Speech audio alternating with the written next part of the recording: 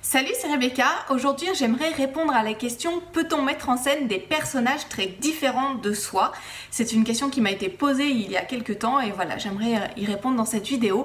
Avant de commencer, je vous rappelle que mon roman Terres interdites est en pré-vente depuis jeudi dernier. Vous pouvez l'acheter au format Kindle en cliquant sur le lien qui s'affiche dans cette vidéo. Vous pouvez aussi l'acheter au format papier et je me ferai un plaisir de vous le dédicacer et de vous l'envoyer. Je vous mets également le lien dans la description de cette vidéo. Alors, est-ce qu'on a le droit? Est-ce qu'on peut? Est-ce que c'est bien de mettre en scène des personnages qui sont très différents de soi? La première chose que j'aimerais dire, c'est que il faut que vos personnages soient un petit peu différents de vous-même, vos personnages principaux. D'abord parce que s'ils vous ressemblent trop, eh bien, si vous écrivez plusieurs romans, vos personnages principaux vont tous se ressembler les uns les autres et on risque de vous en faire le reproche. Puis bon, c'est moins intéressant que d'essayer de faire des choses un petit peu diversifiées.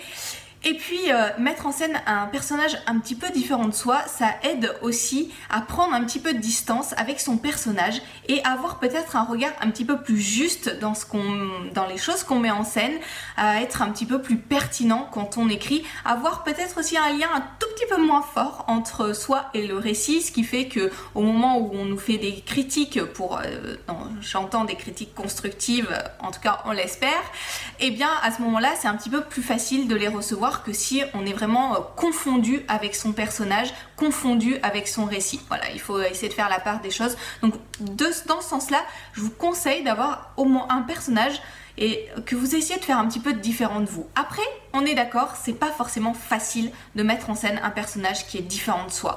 Parce que naturellement, on a tendance à écrire un petit peu comme les choses viennent. Et c'est pour ça que c'est important aussi de travailler vos romans, de travailler vos personnages, de réfléchir à ces personnages et de voir ce que vous pouvez faire.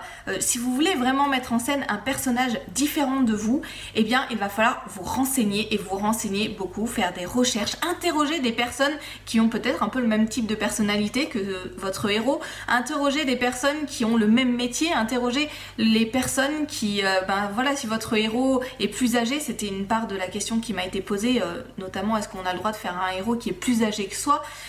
Dans ce cas-là, il va falloir que vous vous renseigniez sur la façon de penser des personnes qui sont plus âgées que vous, sur si c'est un personnage de sexe opposé aussi, comment est-ce qu'ils réagissent par rapport à vous, vos réactions naturelles. Il va falloir aussi que vous fassiez lire votre manuscrit à d'autres personnes pour que ces personnes puissent valider un petit peu ce que vous avez mis en place dans votre roman. Est-ce que c'est bien? Est-ce qu'il y a des choses qui vont être à revoir? Gardez ce regard extérieur. Si surtout, c'est utile tout le temps. Je vous conseille vraiment de faire lire votre roman, même si parfois c'est difficile d'avoir des remarques. On aimerait bien qu'on nous dise waouh, c'est génial ce que tu fais, mais c'est pas comme ça qu'on progresse. Donc vraiment, je vous encourage à faire lire votre manuscrit. Plus votre personnage est différent de vous, plus prenez des avis, énormément d'avis, et puis renseignez-vous. Voilà, je le redis, mais c'est important. Renseignez-vous, faites des recherches documentaires avant de vous lancer dans l'écriture de votre roman. Faites-le avant, c'est plus facile que de corriger ensuite. Moi j'ai vécu les deux situations, donc je sais de quoi je parle.